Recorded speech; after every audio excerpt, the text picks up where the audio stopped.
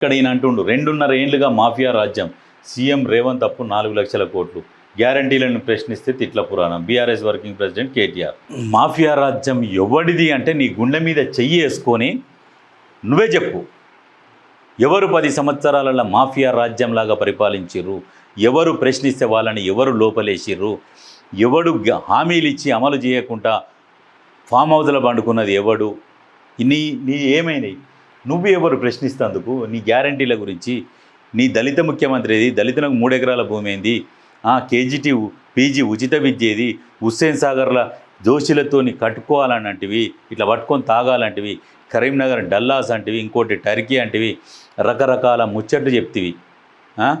అటు పోతివి, ఆంధ్రాకు పోతివి, చేపల పులుసు తిని నాగార్జున సాగర్ నీళ్ళు మాకు 299 టీఎంసీలకే మాకు సాలు ఇంక ఎక్కువ వద్దని చెప్పేసి ఆడ సంతకం పెట్టి వస్తేవి. పోతివి పంజాబ్ రైతులకు చచ్చిపోతురని వాళ్ళకు చెక్కులు ఇచ్చి వస్తేవి. తెలంగాణ ప్రజల సొమ్ము. తెలంగాణ రైతులు చచ్చిపోతేనేమో పట్టించుకోలేదు. తెలంగాణ రైతులు ఏందన్న రోడ్ల మీదకి ఎక్కితే కాళ్ళకు చేతులకు బేడీ లేచిన మీరు మాఫియా రాజ్యం గురించి మాట్లాడుతున్నారా? ఏ లెక్కన ఆలోచన చేసినా రేవంత్ రెడ్డి సర్కారుకు మీకు నక్కకు నాగలోకానికి ఉన్న తేడా ఉన్నది. మీదేంటంటే రాచరిక పాలన, దొరల పాలన, గడీల పాలన. ఇప్పుడున్న పాలన ప్రజాపాలన. ఎవరైనా ప్రశ్నించగలుగుతారు, రేవంత్ రెడ్డి దగ్గరికి పోగలుగుతారు, ఆయనని కలిసి మాట్లాడగలుగుతారు, ఆయన సమస్యలు వివరించుకోగలుగుతారు. మీ దాంట్లో మీ అయ్య ముఖ్యమంత్రి అయితే మీ అయ్యను కలుస్తేందుకు మీ ఎమ్మెల్యేలకే మీ మంత్రులకే అపాయింట్మెంట్ దొరకదు.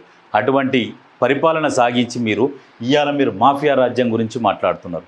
ఇది ఎంతవరకు కరెక్టు? నిజంగా కేటీఆర్ని గుండె మీద చేసుకొని ఆలోచన చేసుకో. ఎందుకంటే మనము ప్రభుత్వాన్ని విమర్శించేటప్పుడు మనం కూడా ఆత్మవిమర్శ చేసుకోవాలి. ఒకసారి ఆలోచన చేయాలి. మనం ఎట్లా పరిపాలించినాము, మనం ఎట్లా ఉండే, అది కాకుండా వేరే విధంగా మాట్లాడు. ప్రజా సమస్యల మీద దృష్టి పెట్టు. ప్రజలకు ఏం కావాలనే దాని మీద ఆలోచన చేసి మాట్లాడు. గ్యారంటీలు అని మాట్లాడకు. గ్యారంటీలు అని మాట్లాడితే మిమ్మల్నే తిడతారు.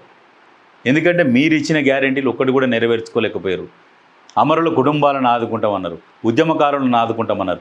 ఉద్యమకారులను అనగదొక్కి ఉద్యమ ద్రోహులను పార్టీలో చేసుకున్న మాఫియా రాజ్యం మీది.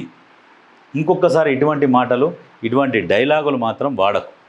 ప్రజా సమస్యల మీద ప్రభుత్వాన్ని ప్రశ్నించు, బాగుంటుంది. కానీ ఈ లేనిపోని ఈ లంగ డైలాగులు, ఈ సినిమా డైలాగులు కొట్టకు. సినిమా డైలాగులు కొడితే ఏమైందంటే దొరికిపోతావు నువ్వు.